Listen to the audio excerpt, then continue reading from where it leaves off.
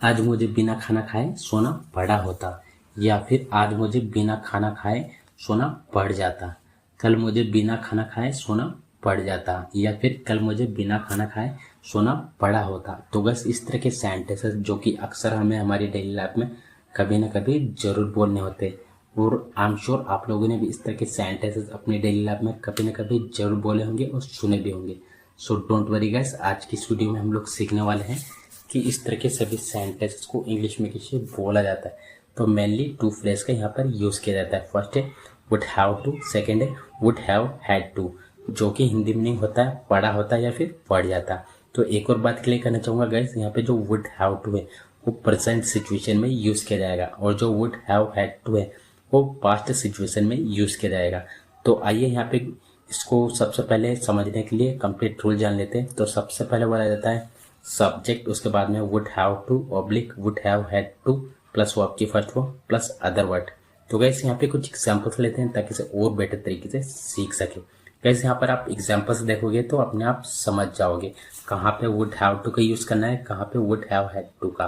तो चलिए, आज मुझे बिना खाना खाए सोना पड़ा होता, या फिर आज मुझे बिना खाना खाए सोना पड़ जाता। तो शुरू में क्या आ रहा गाइस, आज, मतलब कि प्रेजेंट सिचुएशन की बात हो रही। अगर आज आ रहा है या फिर अभी आ रहा तो इस मोमेंट की बात हो रही, तो हम उस कंडीशन में कौन से फ्रेज का यूज करेंगे, वुड हैव टू का।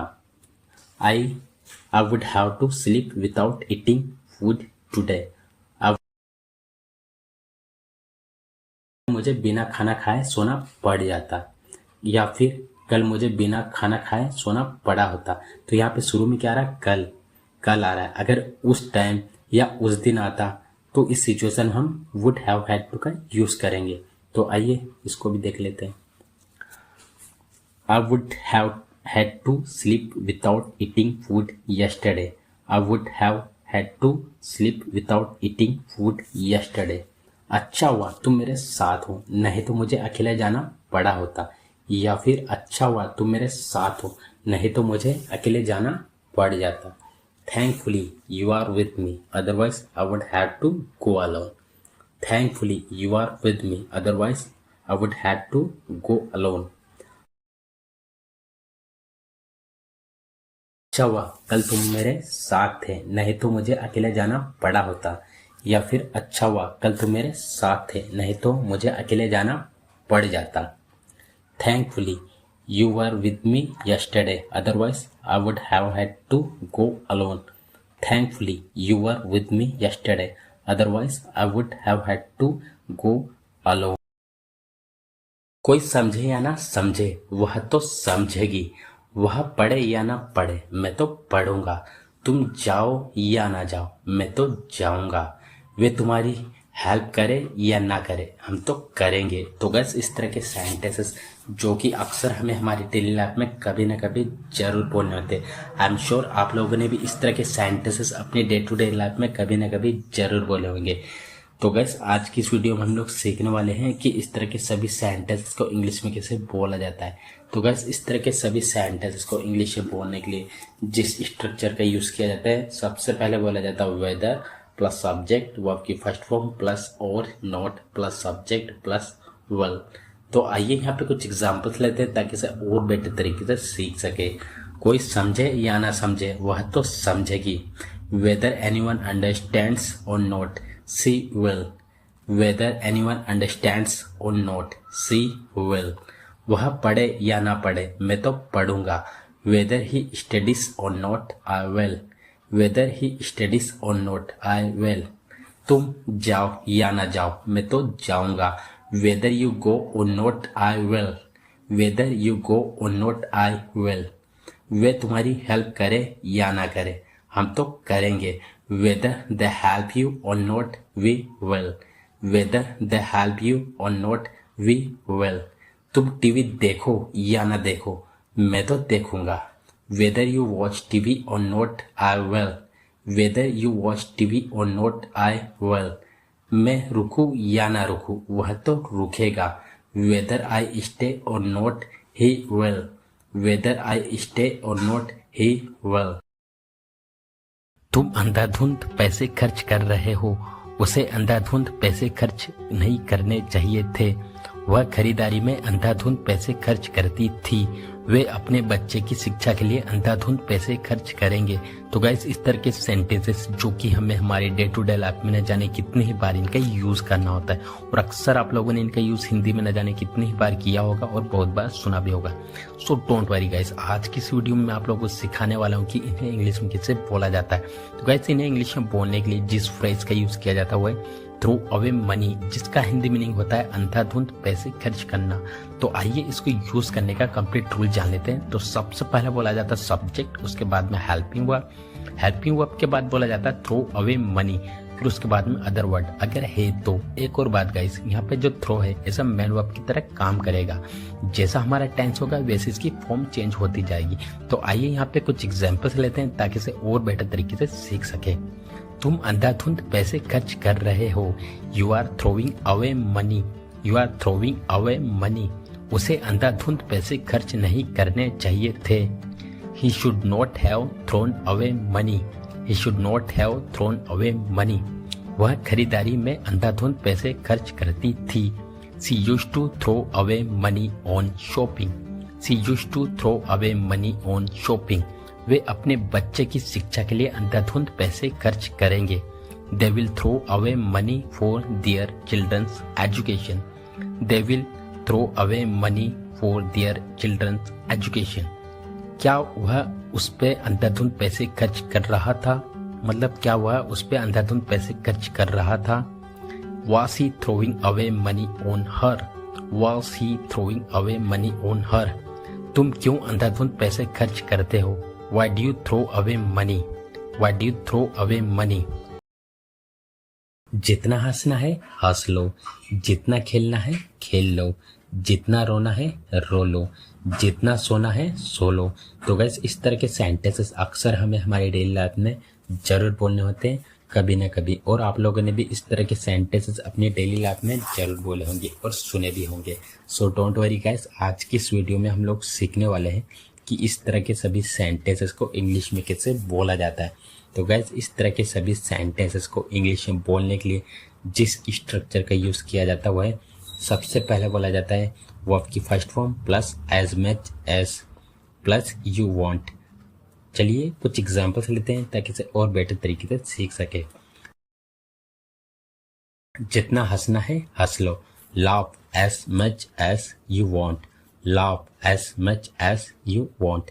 जितना खेलना है खेल लो, play as much as you want. Play as much as you want. जितना रोना है रो लो, cry as much as you want. Cry as much as you want. जितना सोना है सो लो, sleep as much as you want. Sleep as much as you want. जितना बोलना है बोल लो, speak as much as you want. Speak as much as you want. जितना खाना हो खा लो, eat as much as you want.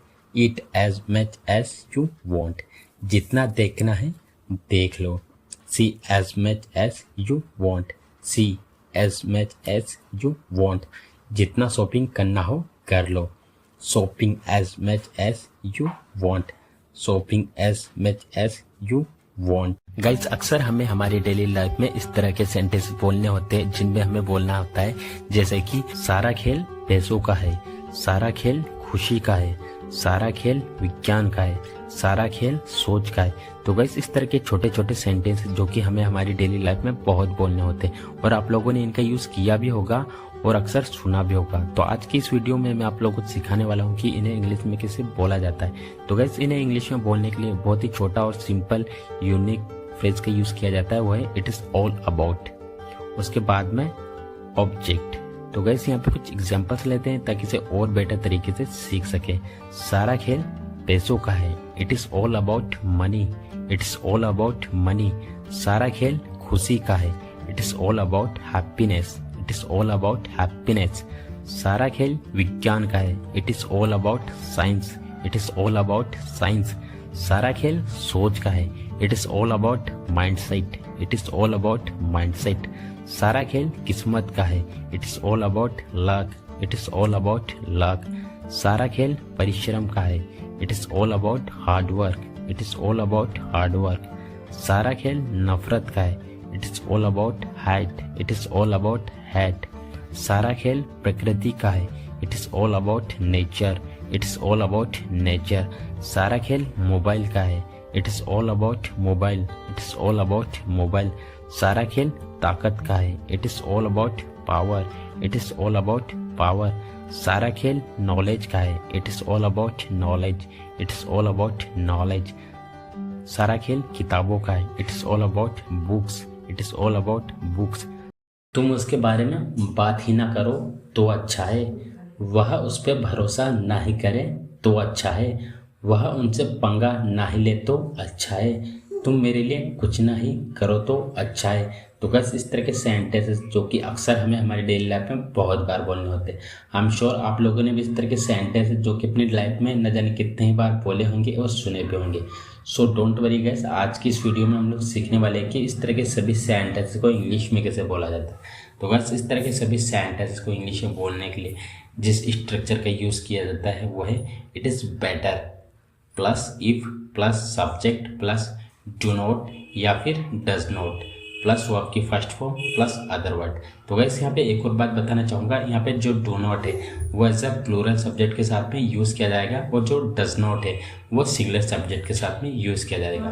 तो आइए यहाँ पे कुछ एग्जाम्पल्स लेते हैं ताकि सब और बेटर तरीके से सीख सके। तुम उसके बारे में बात ही ना करो तो अच्छा है, it is better if you don't talk about him, it is better if you don't talk about him. वह उस पर भरोसा ना ही करे तो अच्छा है, it is better if she does not trust him, it is better if she does not trust him. वह उनसे पंगा ना ही ले तो अच्छा है, it is better if he does not mess with them, it is better if he does not mess with them. तुम मेरे लिए कुछ नहीं करो तो अच्छा है, it is better if you do not do anything for me.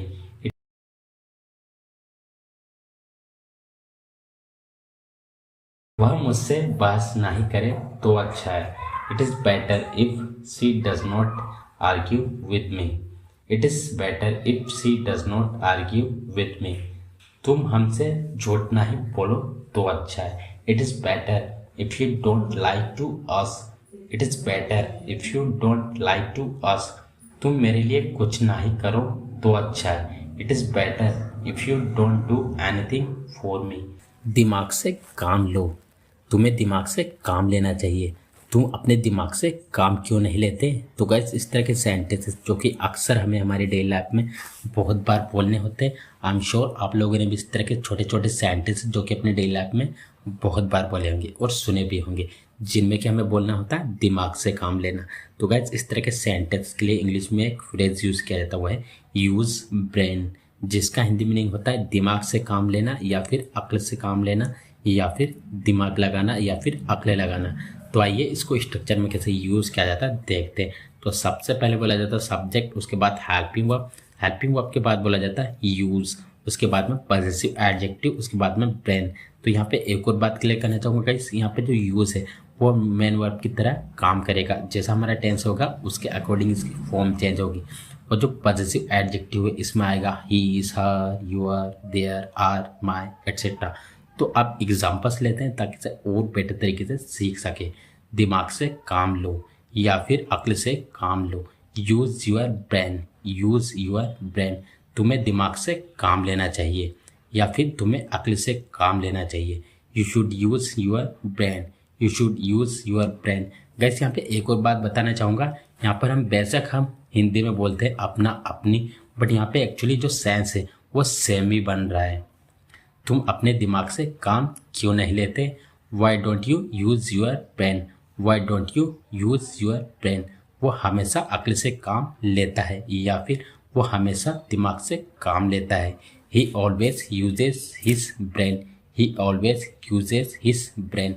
लोग अपने दिमाग से काम क्यों नहीं लेते या फिर लोग अपनी अक्ल से काम क्यों नहीं लेते, why don't people use their brain, why don't people use their brain.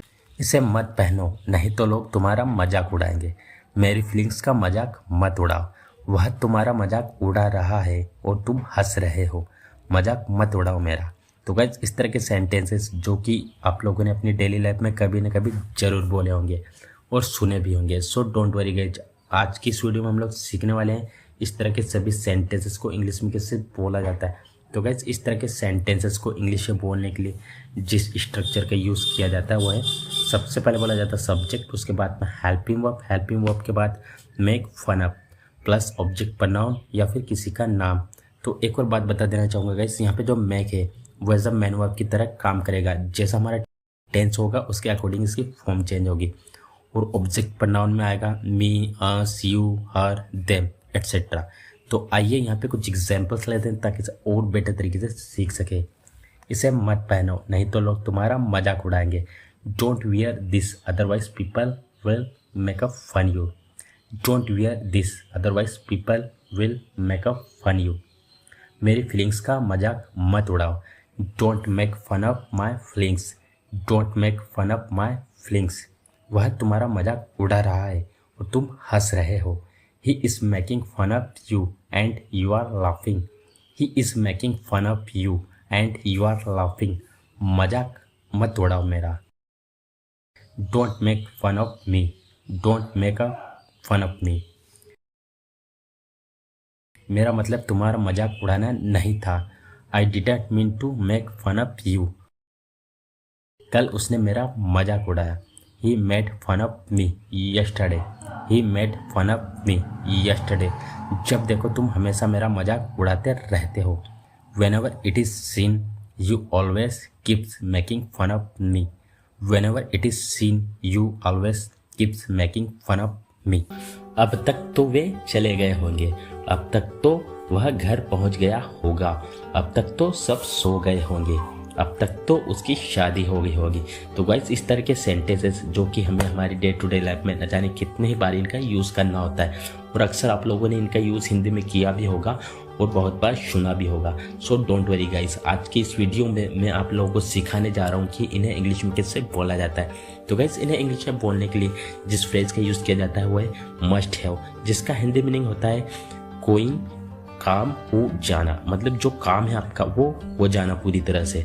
तो आइए इसको यूज़ करने का कंप्लीट रूल जान लेते हैं। तो सबसे पहले बोला जाता है सब्जेक्ट, उसके बाद में मस्ट हैव, मस्ट हैव के बाद बोला जाता है वर्ब की थर्ड फॉर्म, वर्ब की थर्ड फॉर्म के बाद बोला जाता है बाय नाउ। तो आइए गाइस यहाँ पे कुछ एग्जांपल्स लेते हैं ताकि इसे और बेटर तरीके से सीख सके। अब तक तो वे चले गए होंगे। They must have reach by now. They must have reach by now. अब तक तो वह घर पहुंच गया होगा। He must have reach home by now. He must have reach home by now. अब तक तो सब सो गए होंगे। Everyone must have slept by now. Everyone must have slept by now. अब तक तो उसकी शादी हो गई होगी। She must have got married by now. She must have got married by now. अब तक तो उसने सबको बता दिया होगा। She must have told everyone by now. She must have told everyone by now. अब तक तो तुम्हारे दोस्त ने अपना काम कर लिया होगा। Your friend must have done his work by now. Your friend must have done his work by now. अब तक तो तुम इंग्लिश बोलना सीख गए होंगे। You must have spoken English by now. You must have spoken English by now. अब तक तो तुमने मेरे सारे वीडियोस देख लिए होंगे। You must have watched my all videos by now. You must have watched my all videos by now. तो गाइस आज के लिए बस इतना ही। अगर आपको वीडियो अच्छा लगा है तो वीडियो को लाइक करें, साथ ही साथ में चैनल को सब्सक्राइब करना ना भूलें। मिलते हैं एक ऐसे शानदार वीडियो में। Till then take care.